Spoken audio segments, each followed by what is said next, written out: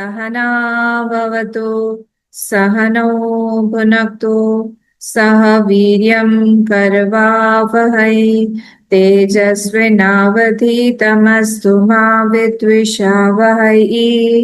ॐ शान्ति शान्ति शान्तिः। वक्रतुण्ड महाकाय सूर्यकोटि समप्रभ निर्विघ्नं कुरु मे देव सर्वकार्येषु सर्वदा। सरस्वती नमस्तुभ्यं वरदे कामरूपिणि विद्यारम्भं करिष्यामि सिद्धिर्भवतु मे सदा। गुरुर्ब्रह्मा गुरुर्विष्णुः गुरुर्देवो महेश्वरः गुरुरेव परं ब्रह्म तस्मै श्री गुरवे नमः। सदा ॐ सच्चिदानन्दरूपाय विश्वोत्पत्त्यादिहेतवे तापत्रय विनाशाय श्रीकृष्णाय वयं नुमः। श्रीकृष्णाय वयं नुमः। यं प्रव्रजन्तम् अनुपेतम् अपेतकृत्यं द्वैपायनो विरहकातराजुहाव पुत्रेति तन्मयतया तरवोऽभिनेदुः तं सर्वभूतहृदयं मुनिमानतोऽस्मि। यस्वानुभूतं यस्वानुभावमखिलश्रुतिसारमेकम् अध्यात्मदीपम् अतितितीर्षतां तमोन्धं संसारिणां करुणयाः पुराणगुह्यं तं व्याससूनुम् उपयामि गुरुं मुनीनां। नारायणं नमस्कृत्य नरं चैव नरोत्तमं देवीं सरस्वतीं व्यासं ततो जयमुदीरये। कृष्णाय वासुदेवाय हरये परमात्मने प्रणतक्लेशनाशाय गोविन्दाय नमो नमः। नमः पङ्कजनाभाय नमः पङ्कजमालिने नमः पङ्कजनेत्राय नमस्ते पङ्कजाङ्घ्रये। नमो किञ्चन वित्ताय निवृत्तगुणवृत्तये आत्मारामाय शान्ताय कैवल्यपतये नमः। कृष्णाय वासुदेवाय हरये परमात्मने प्रणतः क्लेशनाशाय गोविन्दाय नमो नमः। गोविन्दाय नमो नमः। हरिओम सब लोगों को। हम लोग दूसरे स्कंद में हैं और दूसरे स्कंद का नाम क्या है? हमारा जो दूसरा स्कंद चल रहा है, इस पहले वाले का क्या था? अधिकारी, और ये वाला जो है ये साधन स्कंद है। इसमें कल हम लोगों ने देखा कि परीक्षित जी को जो सुखदेव जी महाराज हैं, ये उनको तरह तरह के ध्यान के तरीके बता रहे हैं। उन्होंने से कहा कि अगर तुमने जो मुझे पूछा था, तुमने क्या, तुम्हारा क्वेश्चन क्या था? यत् श्रोत्रव्यम, ये याद रखिएगा, यत् श्रोत्रव्यम यथो जप्यम यत् कर्तव्यम निभि प्रभो स्मर्तव्यम भजनीयम वा ब्रूहि यद्वा विपर्ययम। ये जो फर्स्ट चैप्टर है, फर्स्ट स्कंद है, उसका 19th चैप्टर का सेकंड लास्ट श्लोक है। तो वहां पे उन्होंने पूछा था कि क्या क्या कर्तव्य होना चाहिए, क्या स्मरणीय होना चाहिए, क्या श्रवणीय होना चाहिए, किसका जप करना चाहिए और क्या नहीं करना चाहिए, ये आप हमको बताइए। तो इसलिए यहाँ पर वो ध्यान की विधि बता रहे हैं। ये ध्यान की विधि जो है, इसको कंटिन्यूअसली हमको ये स्मरण करना चाहिए, इसी के बारे में ध्यान देना चाहिए। तो धारणा नंबर 1 में क्या था? धारणा नंबर 1 में वही जो भगवान का स्वरूप का चिंतन था, उसके बारे में बताया उन्होंने। और धारणा नंबर 2 में सप्तावरण के बारे में बताया। ठीक है, तो ये हम लोगों ने कल देखा था। सप्तावरण धारणा, धारणा मतलब क्या होता है? देश बंध चित्तस्य, चित्त को हम लोग एक जगह पे बांध रहे हैं, उतने में ही उसकी फ्रीडम है कि वो वहीं वहीं सोच सकता है, उसके बाहर नहीं जा सकता वो। ये इसके बारे में बताया गया है। अब आगे चलते हैं हम द्वितीय अध्याय में। तो द्वितीय अध्याय में भी अब जो धारणा, इन्होंने सुना सब कुछ, उन्होंने कहा, पूछा, मन में उनके क्वेश्चन आएगा। कई सारे क्वेश्चंस जो है डायरेक्टली पूछे नहीं जाते हैं, पर एक्सप्रेशन से गुरु अपने आप ही समझ जाते हैं कि अच्छा इसका ये क्वेश्चन है, ये क्वेश्चन हो सकता है। तो इसलिए उन्होंने, सुखदेव जी ने उनको कहा कि धारणा करके ही ब्रह्मा जी ने, क्योंकि उनको लगा हुआ कि धारणा करने से क्या हुआ, फायदा क्या हुआ इसका। तो उन्होंने कहा कि इसका लाभ ये हुआ कि ब्रह्मा जी ने पिछला जो कल्प है, मतलब पिछला कल्प मतलब जो प्रलय हुआ था उसके पहले की जो सृष्टि थी, उसका धारणा में ही करते करते करते करते, धारणा आप ध्यान ही समझिए, धारणा करते करते करते करते उनको पूरा क्लैरिटी आ गया कि किस तरह से पिछला कल्प था, क्या कौन कौन से जीव थे, कैसी सृष्टि थी, किसको किसको क्या क्या फल देना है, किसने किसने क्या क्या कर्म किया था, सब डिटेल में उनको पूरा दिखाई देने लगा।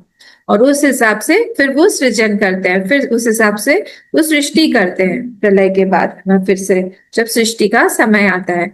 तो उन्होंने उसी तरह से सब कुछ उनको दिखने लग गया यहाँ पर।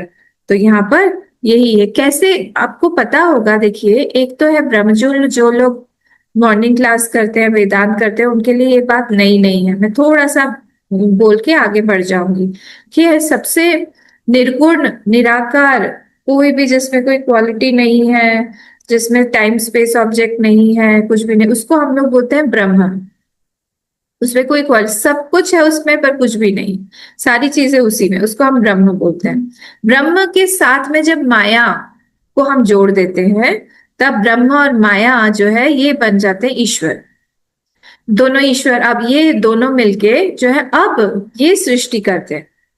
माया आ गई साथ में, इसके बाद ही सृष्टि होगा, नहीं तो फिर सृष्टि की पॉसिबिलिटी नहीं, क्योंकि ब्रह्म तो हर जगह है।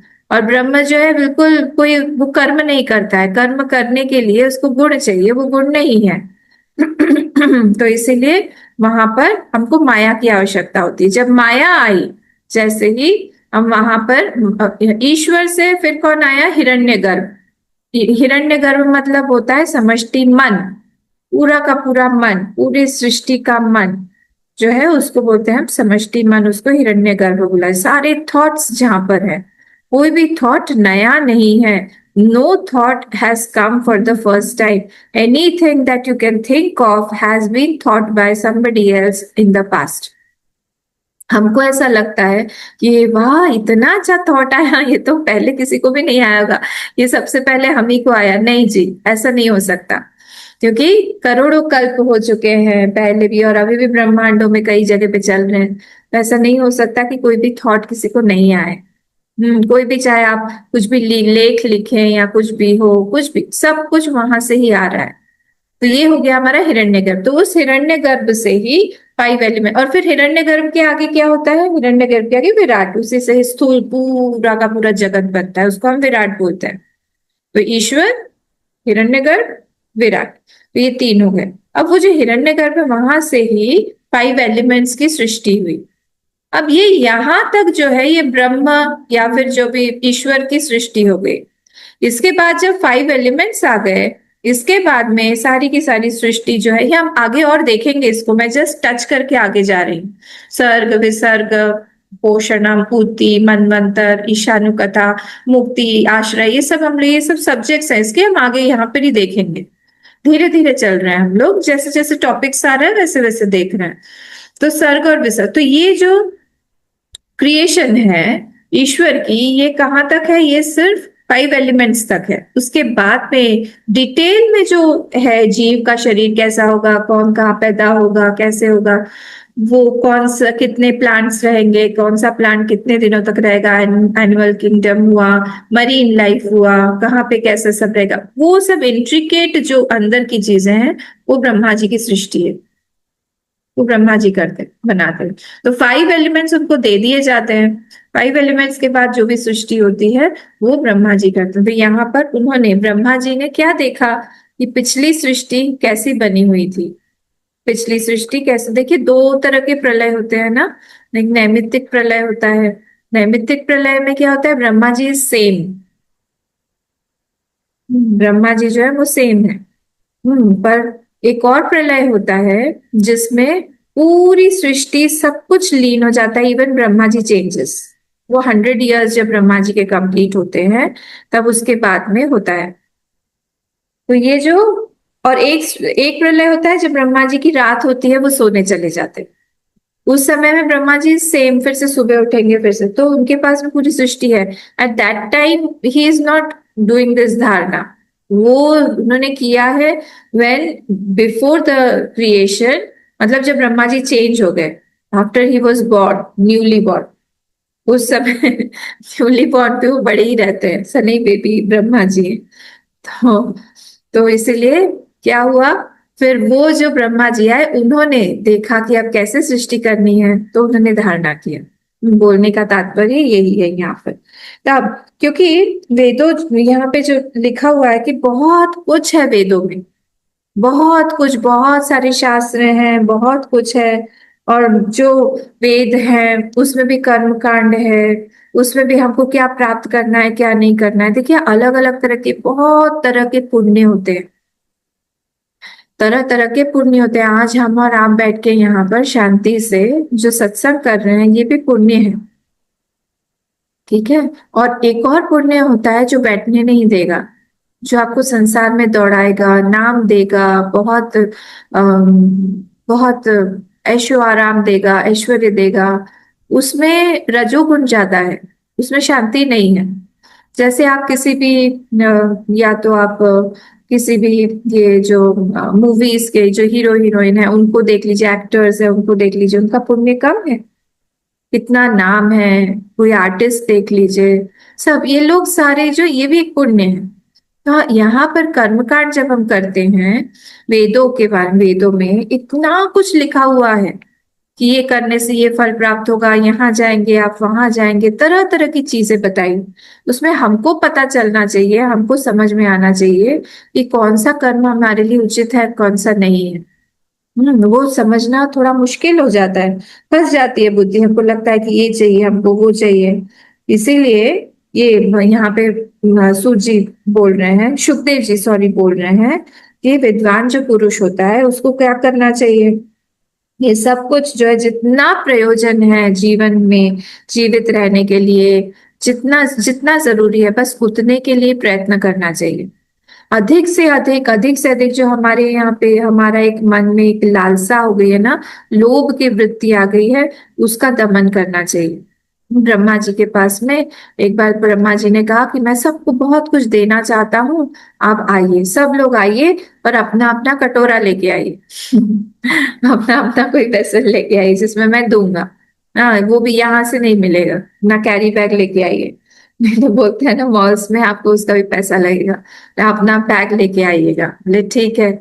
तो सब लोग लेके आए, देवी देवता, किन्नर, बहुत से लोग आए थे, सब लोग लेके आए, सबका उन्होंने भर दिया, झोली भर दिया, सबके चले गए। तो एक व्यक्ति वहां खड़ा हुआ था, उसका जो झोली, जो वेसल था, जो यूटेंसिल था, बर्तन, उसके ऊपर कुछ ढका हुआ था, कपड़ा था, वो डाले जा रहा था, और वो भर ही नहीं रहा था डब्बा, जो भी था, क्या है पता नहीं। और वो डाले जा रहे, डाले जा रहे, डाले जा रहे। अल्टीमेटली बोले कि कुछ ना कुछ गड़बड़ है। ये क्या गड़बड़ है, क्यों ये भर नहीं रहा है, मुझे देखना है, तुम क्या लाए क्या हो यहाँ पे। और जैसे ही उन्होंने उसको खोला, जैसे ही उसको खोला, उसमें आपको पता है क्या था, ये ह्यूमन स्कल, हमारी इंसान की खोपड़ी। उसमें जितना भी दो उतना कम, वो डालते जाएगा, डालते जाएंगे, डालते जाएगा, कभी भी भरेगा नहीं। ये बताने के लिए स्टोरी मतलब क्या हुआ कि हम लोग जो है, कभी भी हमारी इच्छा पूरी नहीं हो सकती है। आप कुछ भी कर लो पर इच्छा पूरी नहीं हो। हमेशा और ऐसा है। तो इसीलिए यहाँ पे बोल रहे हैं सुखदेव जी कि जितना प्रयोजन है जीने के लिए, जीवित रहने के लिए, उतना करो। तो जितना प्रारब्ध में अगर आ रहा है तो फिर व्यर्थ उसके लिए टाइम मत गवाओ, क्योंकि तुम्हारा टाइम ज्यादा प्रेशियस है। हमारे लिए क्या ज्यादा प्रेशियस है वो हमको देखना चाहिए। अगर हमारा समय हमारे लिए लगता है बहुत कीमती है तो फिर उसको हम संभाल के उपयोग करेंगे। अगर हमको लगता है धन ज्यादा है तो फिर हम धन को इस्तेमाल करेंगे। जो भी जैसी हमारी वृत्ति है उस हिसाब से हमारी सिचुएशन बनती है। हर चीज जो भी हमारी आज सिचुएशन बनी हुई है, हम किस चीज को ज्यादा इंपॉर्टेंस देते हैं उसके ऊपर डिपेंड करता है। वो वैसे बनेगी। अगर कोई व्यक्ति पढ़ाई को ज्यादा इंपॉर्टेंस देता है तो उसके आसपास में वैसे लोग रहेंगे। अगर धन को देता है वैसे लोग रहेंगे। और सत्संग को देता है वैसे लोग रहेंगे। अगर दूसरा कोई पार्टी वार्टी करना चाहता है चीयर्स वाली रात में तो फिर वैसे वाले लोग रहेंगे। डिपेंड करता है ना वो किस चीज को प्रायोरिटी देता है लाइफ। तो यहाँ पे यही बोला है कि कुछ भी यहाँ पे अगर बिना परिश्रम के हमको आराम से मिल रहा है कोई चीज, तो फिर उसके लिए व्यर्थ परेशान मत हो, उसके लिए समय मत गवाओ। क्योंकि समय जो है वो बहुत संभाल के यूज करो। अतः ये थर्ड श्लोक है, थर्ड श्लोक सेकेंड चैप्टर का। अतः कविर नाम सुयावदर्थ स्याद अप्रमत्तो व्यवसाय बुद्धि सिद्धे नथार्थे नयतेत यत् तत्र परिश्रमम तत्र समीक्षमाणः। समीक्षा करते रहो। समीक्षा वर्ड बहुत अच्छा है, सुंदर, बहुत सुंदर शब्द है। भगवान की भी हमें समीक्षा करनी चाहिए। समीक्षा मतलब पता है क्या होता है? समीक्षा मतलब होता है कि कोई चीज हमको कोई दे रहा है, भगवान की ही हम बोले। भगवान ने अगर कोई हमें परिस्थिति दी तो फिर वो हमारी परीक्षा नहीं कर रहा है, या हमको भी भगवान की परीक्षा नहीं करनी चाहिए। अच्छा करते हैं कि नहीं, देते हैं कि नहीं। अगर उन्होंने कोई चीज हमको नहीं दी है अभी, तो इसका मतलब यही है कि हमें समीक्षा करने की आवश्यकता है कि क्यों नहीं दी।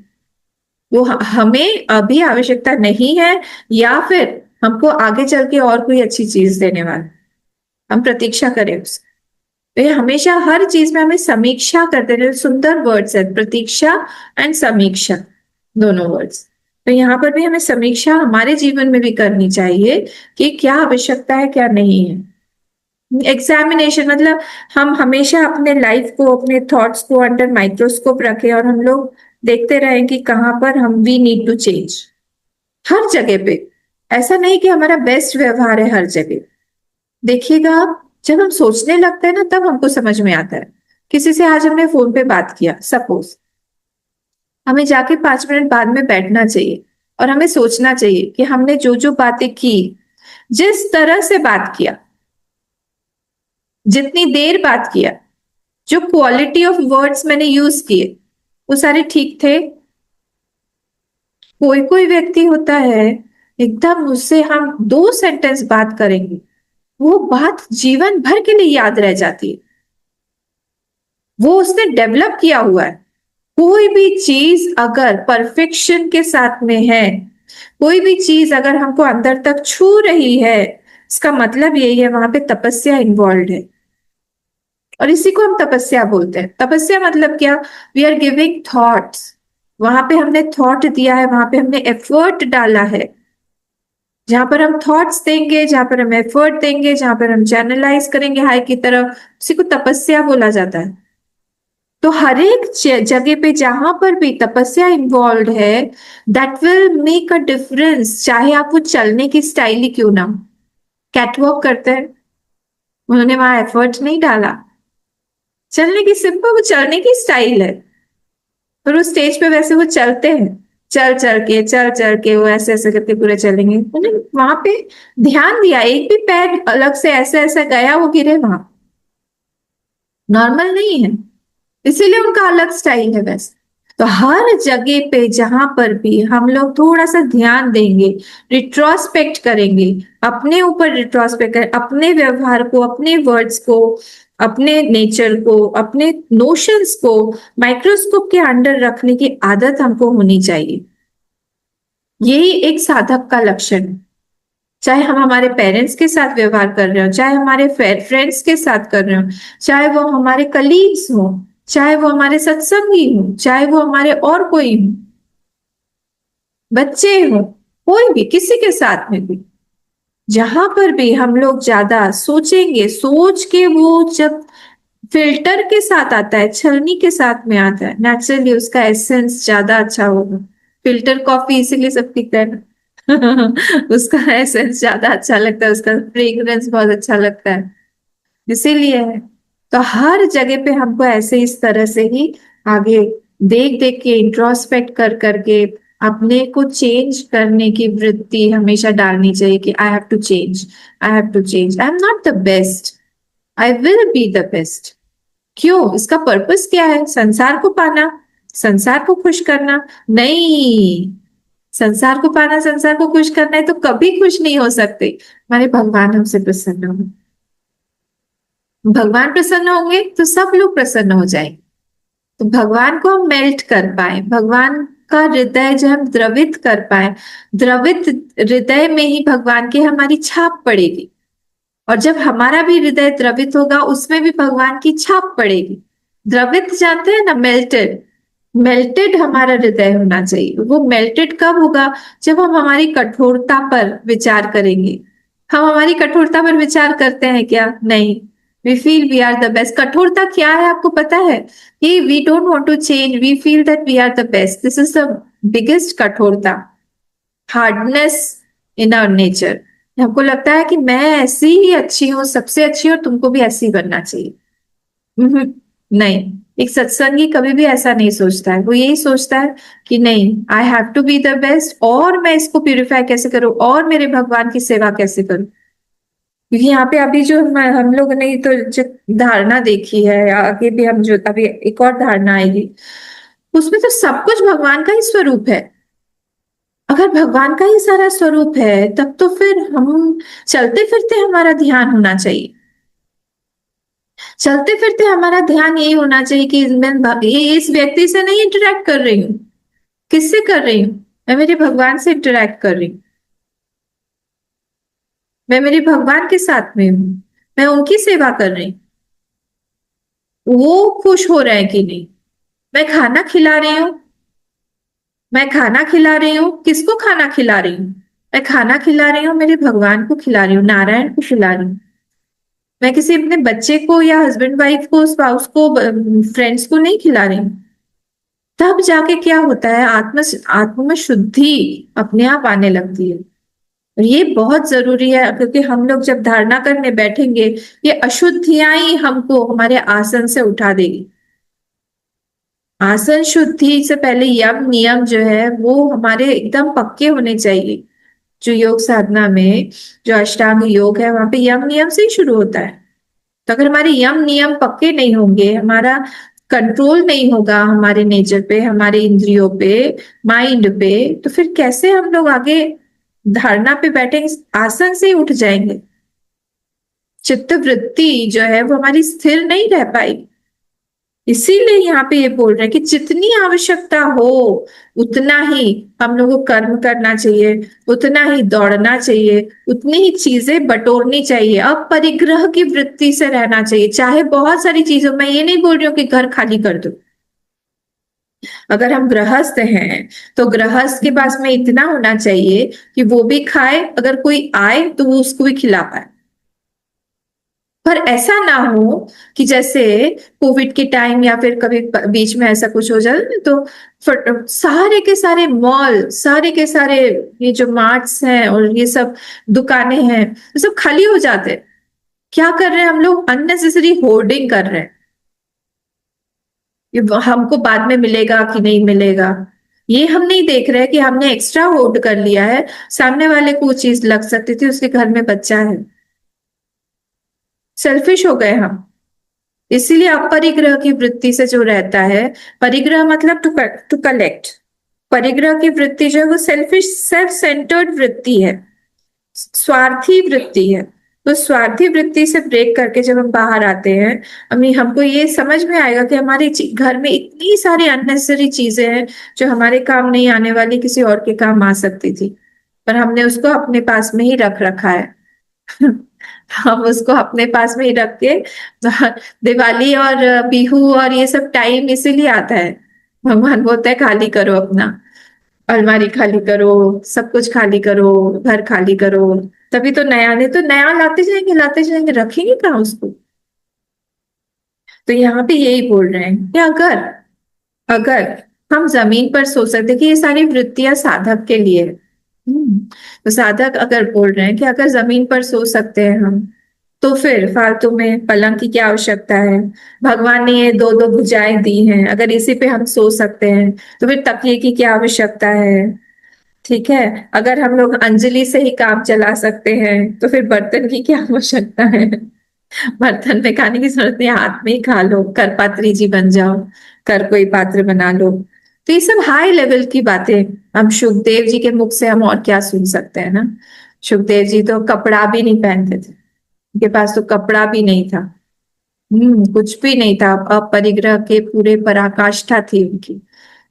ठीक है, तो इसीलिए यहाँ पर उनके मुख से ये सारी बातें शोभा देती है, सुंदर लगती है हमको भी एक दिन ऐसे। एटलीस्ट हम बाहर से नहीं कर पाए, हमारी वृत्ति ऐसी हो। वैराग्य बाहर से दिखाने की वस्तु नहीं है। बाहर से हो सकता है कि हमारे पास में बहुत सारी चीजें हो, जैसे मैं कल बता रही थी ना, material and materialism, these both are two different things. Materialistic होना और मटीरियल होना, ये दोनों अलग अलग बात है। हो सकता है हमारे पास में बहुत सारे मटेरियल हो सकता है I have a house full of things, but I am not materialistic at all. मैं मटेरियलिस्टिक नहीं हूँ, क्यों? I am not attach to those things. और कोई आगे मांगेगा, हम दे देंगे, वेल एंड गुड, प्लीज आप लेके जाओ, आपको ज्यादा काम आएगा, ये आप ले जाओ, हम दे देंगे। This called non materialistic. तो और ये भी हो सकता है कि हमारे पास में कुछ भी नहीं, एक भिखारी है, रास्ते का भिखारी है, फुटपाथ पे बैठा हुआ है, he is more materialistic than us. वो होल्ड करना चाहते, वो चाहता है, वो चाहता है, वो चाहता है। तो ऐसे ये एटीट्यूड की बात है, not, it does not depend on anything outside. बाहर की कोई चीज पर ये डिपेंडेंट नहीं करता ये थॉट। ठीक है, ये हमको राजाओं ने अपने लाइफ, सिर्फ मैं भरत जी का नहीं बोलूंगी, इसमें अगर आप नाइन्थ कैंटो देखे, नवा स्कंद देखे, हर एक राजा ने, इक्ष्वाकु वंश हो चाहे वो चंद्रवंश हो, दोनों में ही, सूर्यवंश और चंद्रवंश में, दोनों वंशों में सारे राजाओं ने यही वृत्ति से अपना लाइफ लीड किया। आखिरी में वानप्रस्थी, पूरा लाइफ बहुत सुंदर लीड किया है, पर छोड़ते समय एक बार भी पीछे मुड़ के नहीं देखा।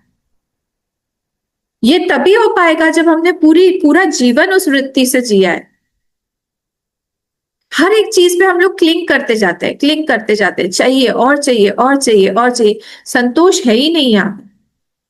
तो संतोष जहाँ पे होगा वहां पर अपने आप ही अपरिग्रह आ जाए। संतोष समझते हैं ना, संतोष नाम नहीं है किसी का। संतोष मतलब फुलफिलमेंट। तो वो संतोष जब आएगा तब अपने आप ही अपरिग्रह हमारे हाथ से होता जाएगा, अपने आप ही हमको जितनी चीज जरूरत है उतना होता जाएगा। इसलिए ये लोग जो होते हैं ना, जो सर्विसेज में है या आर्म्ड फोर्सेस में है या गवर्नमेंट जॉब्स में है, जिनको घर फटाफट बार बार चेंज करना पड़ता है, उनको समझ में आता, उनसे पूछिए आप, बोले आप, हम यहाँ पे आए थे, जब हम यहाँ आए थे तो 2 ट्रक सामान था, अब जब हम यहाँ से जा रहे हैं 4 ट्रक करने पड़ रहे हैं हमको। समझ में आता रहता है, अरे सामान बढ़ गया है, सामान बढ़ गया है, सामान बढ़। जिनका परमानेंट हाउस होता है उनको समझ में ही नहीं आता, स्टॉक होता जाता है, होता जाता है। This is a very very bad thing about human mind. उसको जितना भी दो उतना उसके लिए कम है। कभी वो अलम भाव नहीं आता। अलम भाव जानते हैं ना, आई एम फुल, बस, अब बस। अलम भाव देखिए, ये अलम भाव जो है ना, ये हर चीज में नहीं आता है। कपड़ा मैं आपको देती जाऊंगी कि आप आइए देखिए, अब फ्री में मैं दे रही हूँ। हाँ, यहाँ पे हम लोगों ने सोचा था कि एक बार हम ऐसे करेंगे कि यहाँ पे सारा फ्री का बहुत अच्छा वाला जो वन टाइम यूज्ड है ऐसे कपड़े का हम लोग सेल लगाएंगे। सेल मतलब किसी को देने के लिए, 1 रुपी रखो आप और आप लेके चले जाओ, ऐसे टाइप का। तो हम लोग ये सोचा था, पर कभी भी ऐसा नहीं होगा कि वो व्यक्ति जो है उसका पूरा भर गया, सब कुछ हो गया, फिर भी वो नहीं देखे, पूरा देखेगा, लास्ट तक देखो, उसको कुछ नहीं चाहिए, वो अलम भाव नहीं आएगा। कोई भी दूसरी चीज मैं आपको दे दूं, किताबें दे दूं या फिर कोई भी दूसरा चीज दे दूं, कोई भी दूसरी चीज दे दूं, गार्डन के प्लांट्स दे दूं, अलम भाव नहीं आएगा। एक ही चीज में बस अलम भाव आता है, वो पता है कौन सी चीज में आता है? हाँ, हाँ, खाने में आता है। बस इससे ज्यादा हम नहीं खा सकते। अम्मा और ले लीजिए एक गुलाब जामुन और हमारी तरफ से, प्लीज। प्लीज नहीं, नो मीन्स नो। तो अलम भाव सिर्फ और सिर्फ खाने में आता है, इसीलिए बोलते हैं कि अन्नदान जो है वो महादान है। क्योंकि बाकी के सब दानों में हम अलम भाव नहीं ला सकते हैं किसी के भी। जितना भी आप कुछ भी दो, उसका मन में रहेगा कि और थोड़ा मिल जाता पैसा, और थोड़ा मिल जाता डोनेशन, और थोड़ा मिल जाता कपड़ा, और थोड़ा मिल जाता कोई भी वस्तु, और थोड़ी मिल जाती। सिर्फ जब आप भोजन किसी को दे रहे हैं, उसकी थाली में आप खिला रहे हैं डायरेक्टली, उसी समय उसको आता है बस अब और नहीं। क्या आप तृप्त हुए? हाँ हाँ, बहुत बहुत बहुत अच्छे से तृप्त हुए, बहुत अच्छा लगा। इसलिए इसको महादान बोलते हैं। अन्नदान, महादान, अलम भाव के कारण। ये चीज यहाँ पर बोल रहे हैं कि साधक आप बने हैं तो आप हर चीज में लाइए इस चीज को, because I don't need it. अगर मुझे जरूरत है अवश्य आप उसको खरीदिए। पर जब भगवान यहाँ पे बोल रहे हैं वो भूख लगने पर, कि अब ये देखिए और कैटेगरी आगे बढ़ाते जा रहे हैं, सन्यासी के कैटेगरी पे आए, बोले भूख लगने पर क्या वृक्ष वगैरह नहीं है, फल नहीं देते हैं, उन वृक्षों से फल तोड़ के खाओ। और अगर प्यास लगी है तो नदियों से जाके पानी पियो। ये पहले की बात है, अब तो कहाँ वृक्ष, कहाँ पे नदियां, पानी हमको हम पिलाएंगे। और अगर रहने की जरूरत है तो फिर क्या पहाड़ियों में गुफाएं नहीं है, वहां जाके रहो। ठीक है। और ये सब कुछ भी ना मिले तो भी क्या आपके भगवान नहीं है, या क्या आपका भगवान के प्रति श्रद्धा नहीं है? भगवान क्या आपकी रक्षा नहीं करेंगे? भगवान क्या आपकी इच्छा पूरी नहीं करेंगे? भवानी शंकरो वंदे, श्रद्धा विश्वास रूपिणो, जो श्रद्धा और विश्वास रूपी है वो दोनों, तो क्या आपके वो नहीं है? पूरा विश्वास होना चाहिए उनके ऊपर। अनन्य अनन्य चेता सततम यो माम स्मरति नित्यश तस्याहम सुलभम पार्थ नित्य युक्त से योगिना। उसके लिए मैं युक्त हो जाता हूँ, गीता में भगवान कहते हैं। जो अनन्य चेता सततम, हमेशा एक टाइम ऐसे नहीं, मॉर्निंग में हम उस पे पूरे अनन्यता से हमारी श्रद्धा है, बाकी नहीं है, वो नहीं बोल रहे हैं हम। हमारी पूरी तरह से जब कभी हमको बुलाया जाए सबसे पहले हम उसी के पास दौड़ के जाएं। उत्तरा का याद है ना? भूलेगा नहीं, प्रथम स्कंद अधिकारी स्कंद था। उत्तरा किसके पास गई? दौड़ के भगवान के पास ही गई, और किसी के पास नहीं है। हम किसके पास जाते हैं जब हमारी परेशानी आती है? जब दौड़ रहे हैं हमारे पैर, दौड़ दौड़ के, या फिर हमारे हाथ फोन उठा रहे हैं किसको कॉल करें, तब मन में ख्याल आता है कि हम सबसे पहले जाके भगवान को बोलें। अगर आता हो तो कॉन्ग्रेचुलेशन, बहुत बढ़िया। तब तो भगवान सुखदेव जी को ये श्लोक ही नहीं लिखना चाहिए था, वो हमारे लिए नहीं है, उसको डिलीट कर दीजिए। पर अगर नहीं आता है तो फिर यही सोचना चाहिए कि हम कैसे बढ़ाएं भगवान आपके प्रति भक्ति, अनन्यता हम कैसे बढ़ाएं आपके प्रति। हमें विश्वास क्यों होता है? वो कुंती माँ ने जो बोला था उसको बार बार रिपीट करना चाहिए कि आप जो है मेरा बहुत ज्यादा ये हो गया है, मेरा मन बहुत ज्यादा में ये वृष्णि वंशियों में, आपको याद है उन्होंने कहा था कौन सा वाला चैप्टर था? वृष्णि वंशियों में और इनमें पुरुवंशियों में मेरा मन बहुत ज्यादा अटक गया। छिंदी भिंदी बोला था। तो वो वाला जो है, आप हमारा मन से वो सब हटा ही दीजिए, हमको चाहिए ही नहीं। ये सारे के सारे जो भी है, वो सारे जो थॉट्स है उसको आप हटा दीजिए। क्यों? क्योंकि हमारा बहुत ज्यादा इनमें मन हमारा लगा हुआ रहता है।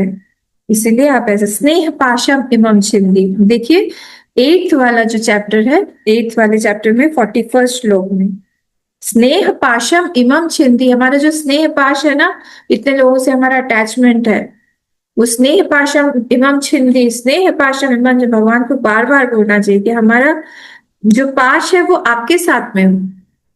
हमारा स्नेह पाश जो है वो वृष्णि वंशों में नहीं हो। पांडु दृढ़म पांडुषु वृष्णिषु, इनमें नहीं हूं, हमारे अपने लोगों में नहीं हूं। हमारे तो सिर्फ आप ही हैं, मेरे तो गिरिधर गोपाल, दूसरों ना कोई। एकदम कन्विक्शन स्ट्रॉन्ग, मतलब स्ट्रॉन्ग है कि मेरे अगर भगवान ने मुझे अगर विश भी दिया तो मैं वो भी पी जाऊं। और कोई सिचुएशन आ रही है विष तुल्य, वो हमारे भले के लिए ही है, तो उसको हम लोग फेस करने को तैयार है। ठीक है, तो ये वाला स्नेह पाशम एवं छिंदी कंटिन्यूअसली भगवान को बोलते रहे। हमारा बहुत ज्यादा पाश, क्योंकि क्या होगा आपको पता है, कल जो हम लोग आखिरी वृत्ति की बात कर रहे थे, आखिरी वृत्ति जैसे ही हमारी आएगी, पितृ ऐसे ही बनते हैं।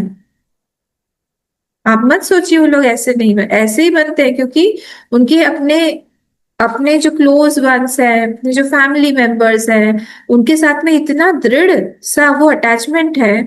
जैसे उनकी मृत्यु होने जाएगी, वो वृत्ति इतनी स्ट्रांग हो जाएगी कि वो आसपास में ही रहेंगे, या फिर पितृलोक में रहेंगे, या फिर वो पुत्र पौत्र रूप से फिर से उसका जन्म होगा। वो छोड़ के नहीं जा पाएगा, उसी फैमिली में ही आगे आगे आगे आगे उसका बर्थ होता रहेगा।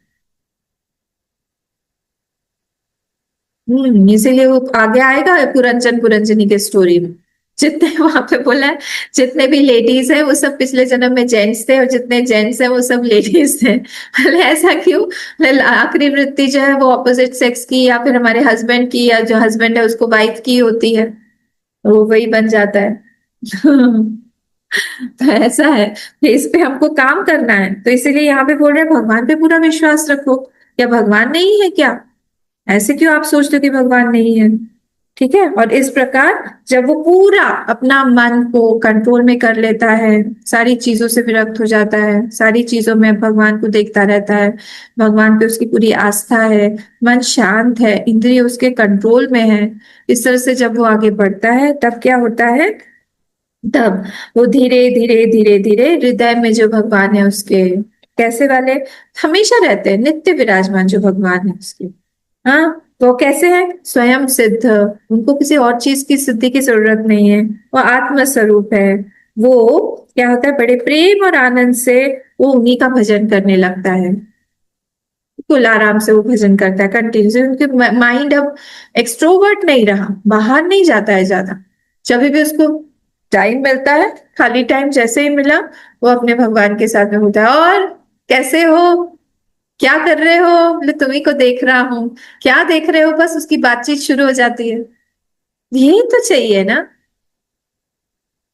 एतावान लाभ, कल बोल रहे थे ना कल वाला उसमें कि ये ही लाभ जो है, यही है जीवन का।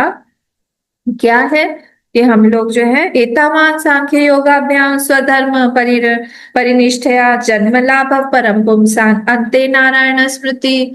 अंत के लिए पूरे जीवन भर हमें प्रैक्टिस करना पड़ेगा। अंत अंत समय में नहीं आता है। हर एक क्षण हमारा ऐसा लगना चाहिए कि ये अंतिम समय हो सकता है, हमारा लास्ट मोमेंट। और हमारा लास्ट मोमेंट में हम किस चीज के बारे में सोच रहे हैं? अगर हम लोग ये वो जो हमारा पड़ोसी है बहुत गुस्सा दिलाता है, तो हमेशा उसके वहां पे उसने साइड में पेड़ लगा के रखा है, वो पेड़ से हमेशा पत्ती, मैं इधर से झाड़ू लगाता रहता हूँ, उसकी पत्तियां हमेशा मेरे ही यहाँ पे गिरती हैं। और बस जैसे वो पत्तियों के बारे में सोच रहा था, सोचते सोचते सोचते सोचते उसके प्राण पखेरु उड़ गए पत्ती बन के ही। बस अगले जन्म में पेड़ ही बनेगा। क्या करेगा, वही योनि निश्चित कर ली उसने। बहुत सावधान रहना पड़ेगा। ठीक है, तो ये क्या करता है, इस सब चीजों से अपने आप को संभाल लेता है, संभाल के तटस्थ हो जाता है, अलर्ट सावधान हो जाता है, और अपने हृदय में ही उस भगवान को ध्यान कर करके उन्हीं का भजन करता रहता है, नारायण हरि बोलता रहता है। और फिर क्या हुआ, अब वो जब वो भजन करता रहता है करता रहता है करता रहता है, करते करते अंतिम क्षणों में उसका ज्ञान, पहले भी हो सकता है अज्ञान का उसका नाश हो जाता है, और भगवान से वो एकाकार होता है। ऐसे करके धीरे धीरे कैसे क्या करता है, अब ये धारणा जो है, धारणा नंबर 1 जो हमने पहले वाले चैप्टर में देखा था, उसी का विस्तार यहाँ पे और बताया हुआ है कि आप भगवान का स्मरण करो ना। भगवान ने इतना सुंदर रूप क्यों लिया? भगवान को क्या आवश्यकता थी कि वो इतना सुंदर रूप ले? जैसे कल हम लोग बोल रहे थे, मैंने आपको बताया सामुद्रिक शास्त्र होता है, आप लोगों को पता होगा इसके बारे में।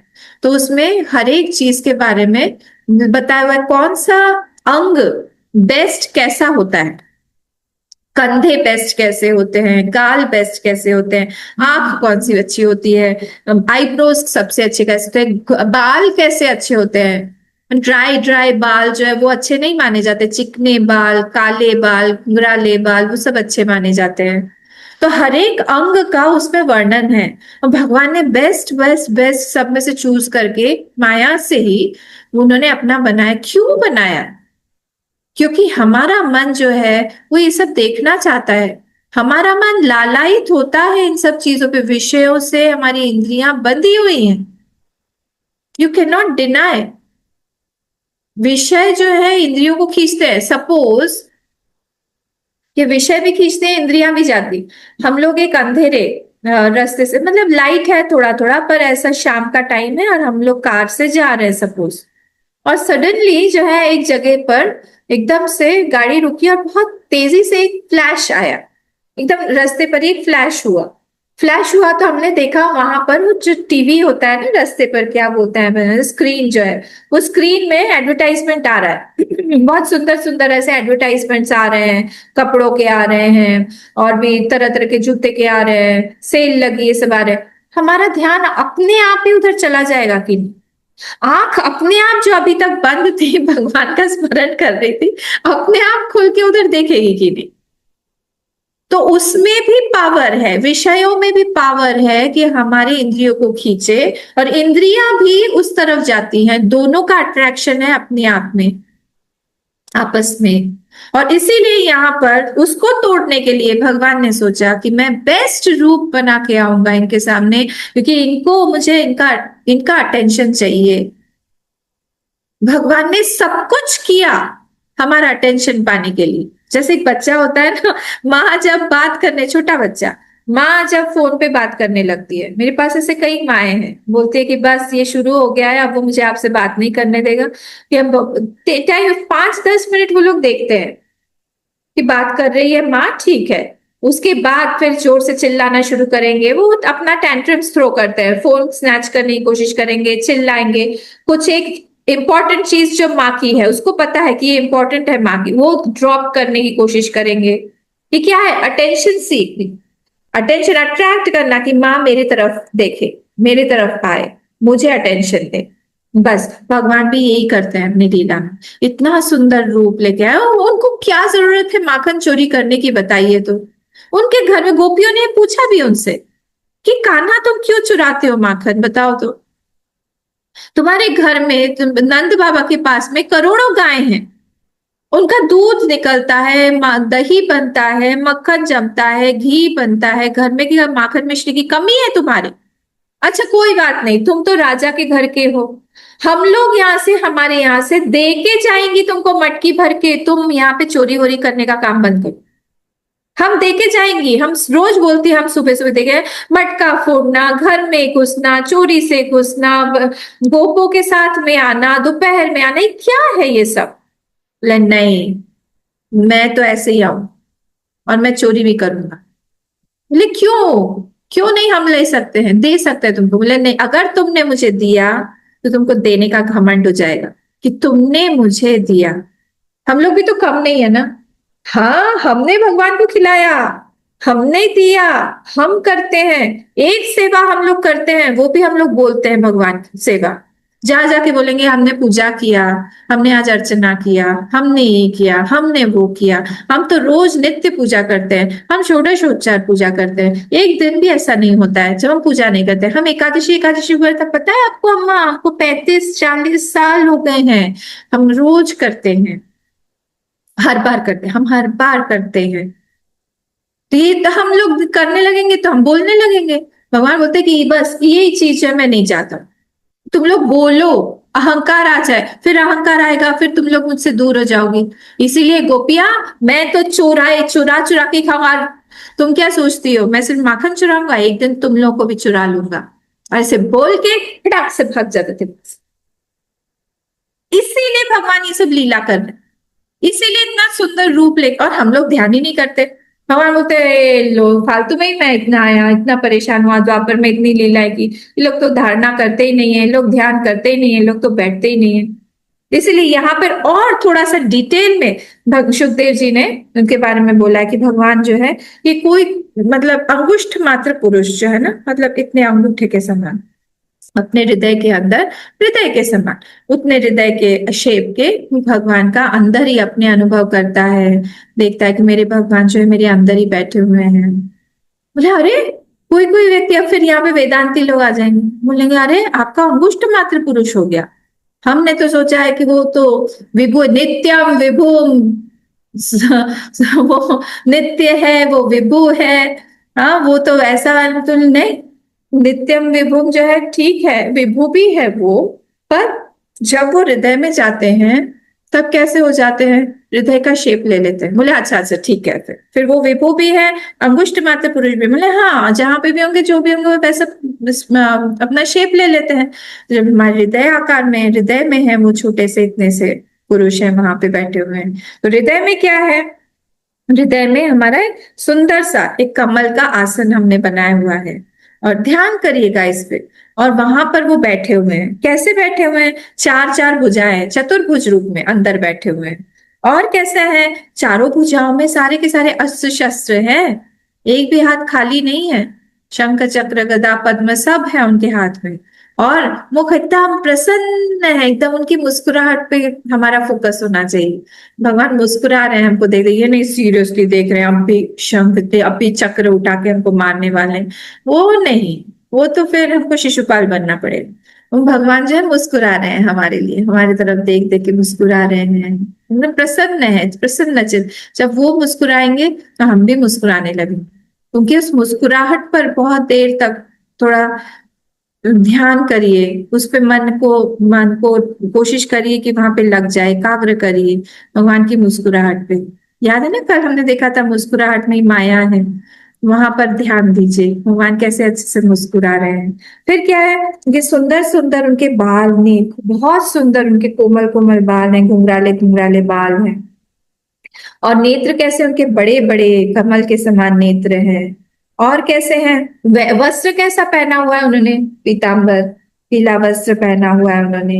और भुजाएं कैसी है उनकी, भुजाओं में उन्होंने बहुत सारे आभूषण पहने हुए हैं। और सब सारे के सारे सोने के हैं, और बाजूबंद भी हैं, कड़े भी हैं, सब कुछ है। और सिर पर सुंदर सा मुकुट है, और कानों में कैसे बड़े बड़े मकर कुंडल जो है वो झिलमिला रहे हैं, बड़े बड़े कानों में, छोटे छोटे नहीं पहनते स्टार्ट, वो बड़े बड़े पहनते जो झूलेंगे ऐसे करके, सुंदर से कानों में मकर कुंडल।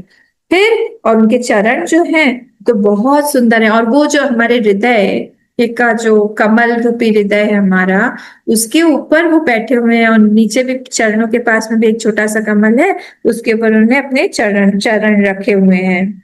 और कैसे है, उनके हृदय के ऊपर एक लक्ष्मी जी विराजमान है, एक सुनहला सा एक एक वो चिन्ह है, वही कौन है, लक्ष्मी माँ है।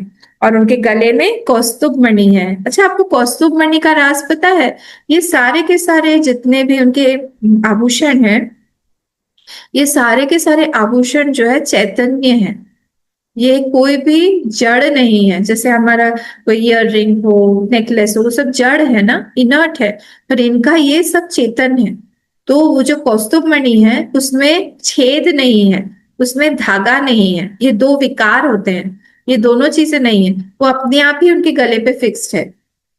ये अलग अलग जीव हैं जो जो बोलते हैं ना, तरह तरह की मुक्ति होती है, तो ये भी एक तरह की मुक्ति है, कि हम लोग उनके आभूषण बन के उनके अंगों में लगे हुए रहेंगे, उनके साथ में ही रहेंगे।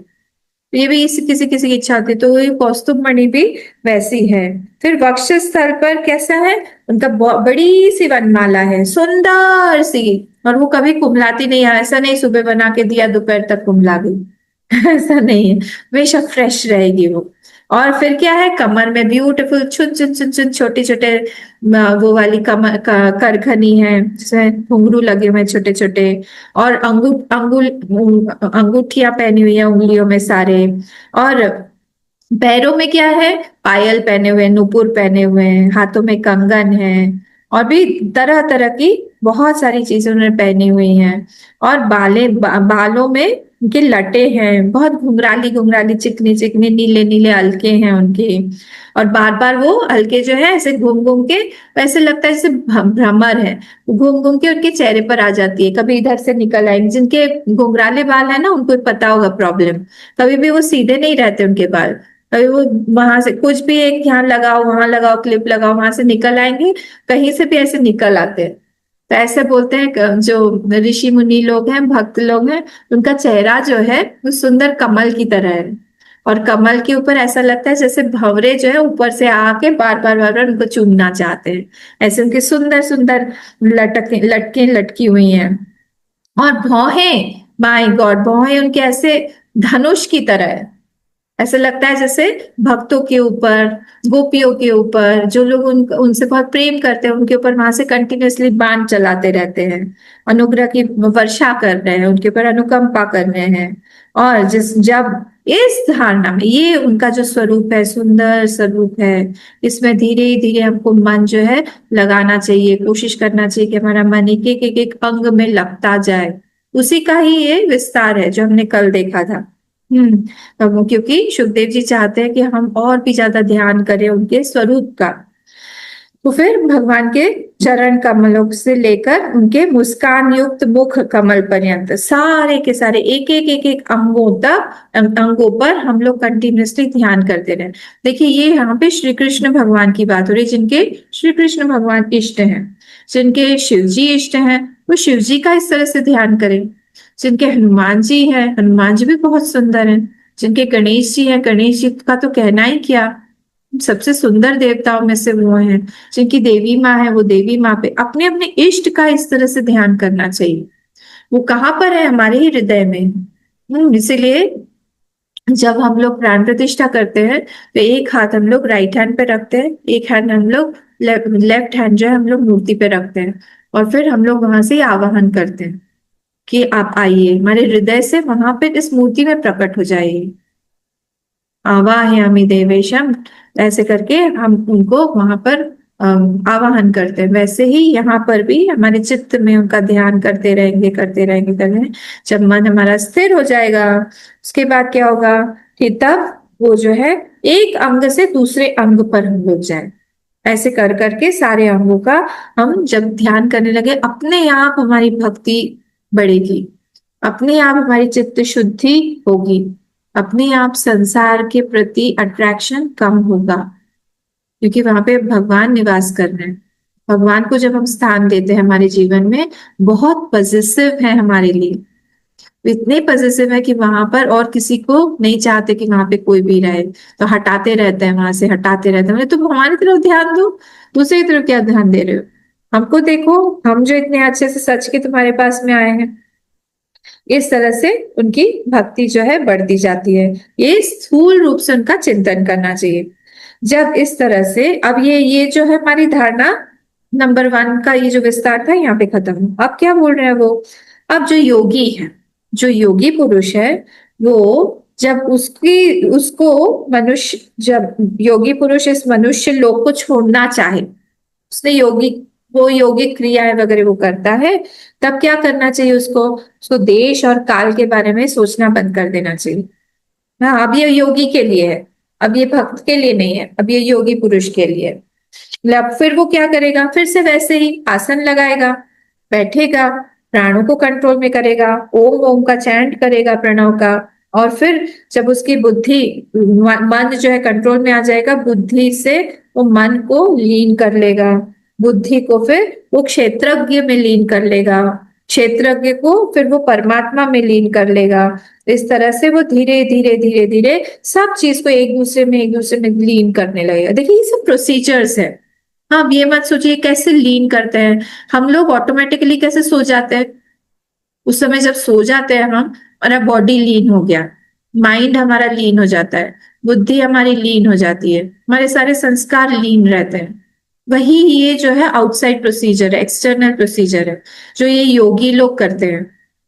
हम लोग क्योंकि ट्रेंड नहीं है इसमें, इसलिए हमको लगता है कि कैसे किया जाता है, but this also is a procedure. इस तरह से वो अपने अहंकार, महतत्व, प्रकृति, वो सबको भी ये कर लीन करके अब उसका कहीं पे भी कोई भी नहीं है।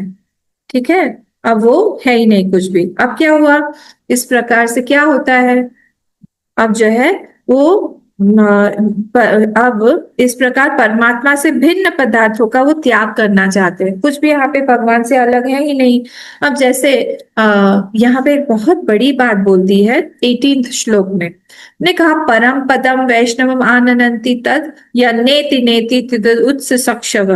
वो बोल रहे हैं कि ये जो योगी लोग या फिर ये जो वेदांती लोग कंटिन्यूअसली नेति नेति नेति करते हैं और हर चीज को जो भी अनात्मा चीज दिखती है उसको वो लोग हटा देते हैं कि ये नहीं है। जैसे हम लोग राइस के ऊपर से हस्क को हटा के कि ये राइस नहीं है, ये नहीं है, इसको गड़बड़ है, इसको हटाओ, से कर करके हम लोग बिल्कुल अंदर तक हम जाते हैं। वैसे ही वेदांती लोग ये नहीं है, ये भी नहीं, जैसे आत्मा के ऊपर बहुत सारे लेयर्स हैं, पांच पांच हमारे शीत है, कोश जिसको हम बोलते हैं, तीन तीन हमारे ये हैं अवस्थाएं हैं, तीन हमारे शरीर हैं। तो ये सबको हटा हटा के कि ये स्थूल शरीर नहीं है, कारण शरीर नहीं है, सूक्ष्म शरीर नहीं है, नेति कर दिया।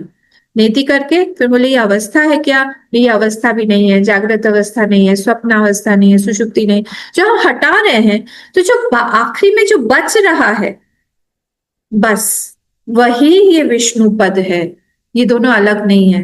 कौन बोल रहा है, सुखदेव जी महाराज बोल रहे हैं कि उसी को हम विष्णु पद मानते हैं, वही ये वैष्णव पद है। परम पदम वैष्णव माननंति तद यन्नेति नेति द्युतिशिक्षभः दौरात्म्यम अनन्य सौरदा हृदोपगुह्यार्ह पदम पदे पदे। बोले इसीलिए वैष्णवों को और वेदांतियों को लड़ाई नहीं करनी चाहिए, अपनी सारी लड़ाई मिटा दो, क्योंकि जिस पद को तुम लोग वो नेति नेति नेति करके आखिरी में फिर कुछ बोलते नहीं हो, न तत्र चक्षुर गच्छति न वाक् गच्छति न मनः न विद्मः न विजानीमः, जो बोलते हो जिसको कि वहां पे चक्षु नहीं जा सकता, वहां पे वाक नहीं जा सकता, उसके बारे में डिस्क्राइब नहीं कर सकते, उसके बारे में सोच नहीं सकते, उसी को हम लोग भी विष्णु पद बोलते हैं। जो कि जैसे ये जो योगी था ना, इसने लीन कर लिया ना अपना सब कुछ और वहां पे स्थित हो गया, वही हमारा भी विष्णु पद है। और उसी को ही हम लोग विष्णु पद वैष्णवम आमनंती, उसी को ही वैष्णव लोग उसको प्राप्त करते हैं। तो इस प्रकार परमात्मा से भिन्न पदार्थों का वो त्याग करना चाहते हैं और शरीर तथा उसके संबंधी पदार्थों में आत्मबुद्धि का त्याग करके ही हृदय के द्वारा पद पद पर भगवान के जिस परम पूज्य स्वरूप का आलिंगन करते हैं, अनन्य पर प्रेम से परिपूर्ण रहते हैं, वही भगवान का, विष्णु का परम पद है। इस विषय में समस्त शास्त्रों की सम्मति है। इसको हम लोग को अंडरलाइन करके अपने मन में भी रखना चाहिए कि these two are the same पद, these are not two different पदर्स। तो सारा झगड़ा ही हट गया वेदांतियों का और भक्तों का, सारा हट गया वैष्णवों का। ठीक है, तो ये यहाँ तक। अब यहाँ पे 7 चक्रों का भेदन करके फिर कैसे वो आगे जाता है, ये भी सब योगिक क्रियाएं। ठीक है, तो आज तो हमारा टाइम हो गया। ये भी सप्त चक्रों का भेदन जो वहां पर ही दिया था उसी को ही आगे भी इस तरह से सत्यो मुक्ति और क्रम मुक्ति, ये सप्त चक्रों के छेदन से, जो हमारा सप्त चक्र है ना, ये धारणा नंबर 3 है। फर्स्ट क्या था, भगवान के स्वरूप का, सेकंड सप्तावरण का, और ये सप्त चक्र का है, सप्तावरण का नहीं, सप्त चक्रों का है। तो कैसे एक एक एक एक चक्र से हमारा ध्यान उठते उठते यहाँ पे ब्रह्मरंध्र में जाएगा, ब्रह्मरंध्र से योगी जो है कंटिन्यूसली उसी परम पद को प्राप्त करता है। ये सद्यो मुक्ति का। क्रम मुक्ति, सद्यो मतलब फट से, फट फट फट उसी समय सद्यो मुक्ति। और क्रम मुक्ति मतलब एक लोक में गए, फिर दूसरे लोक में गए, फिर तीसरे लोक में गए, अरे शरीर तो छूट ही जाएगा, चलो चलो एक बार स्वर्ग घूम के आते हैं, हमें देख के तो आए, तो यहाँ किस तरह से वो स्वर्ग जाएगा।